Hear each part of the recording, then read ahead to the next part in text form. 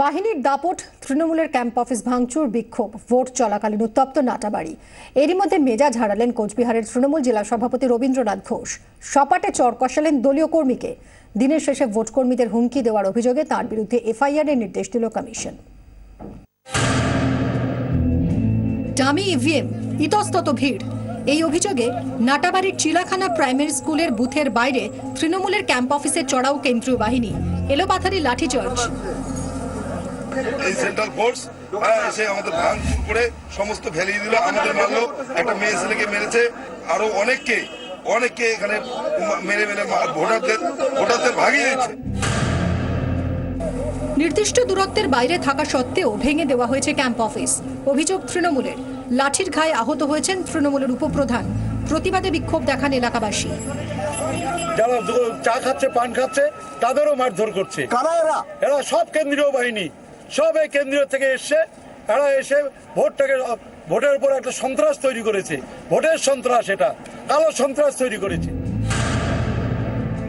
Booth থেকে 200 মিটারের বাইরে থাকা সত্ত্বেও সাধারণ ভোটারদের মারধর করার অভিযোগ উঠল কিউআরটির কেন্দ্রীয় বাহিনীর বিরুদ্ধে, এবং তারই প্রতিবাদে সাধারণ মানুষ চিড়াখানা মোড়ে জাতীয় সড়কের ওপর এই মুহূর্তে এক্সিকিউটিভ ম্যাজিস্ট্রেটকে ঘিরে তারা বিক্ষোভ দেখাচ্ছেন। কেন্দ্রীয় বাহিনীর যারা সদস্যরা রয়েছেন তাদেরকে ঘিরে এই মুহূর্তে চিড়াখানার মানুষ বিক্ষোভ দেখাচ্ছেন।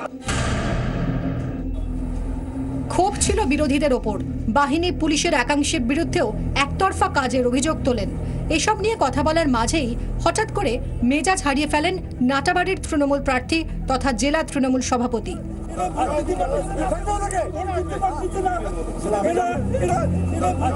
শুধু চিলাখানা নয়, নাটাবাড়ির পানিশালাতেও একই রকম ভাবে বাহিনীর বিরুদ্ধে তৃণমূলের ক্যাম্প অফিস ভাঙচুরের অভিযোগ উঠেছে।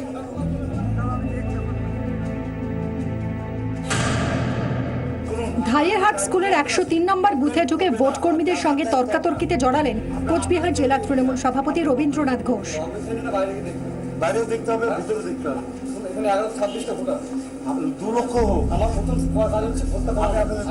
এর আগেও আরো এক বুথে ভোট কর্মীদের হুমকি দেওয়ার অভিযোগ উঠল তার বিরুদ্ধে। দিনের শেষে এজন্য তার বিরুদ্ধে এফআইআর এর নির্দেশ দিল নির্বাচন কমিশন। যদিও অভিযোগ মানতে নারাজ রবীন্দ্রনাথ ঘোষ।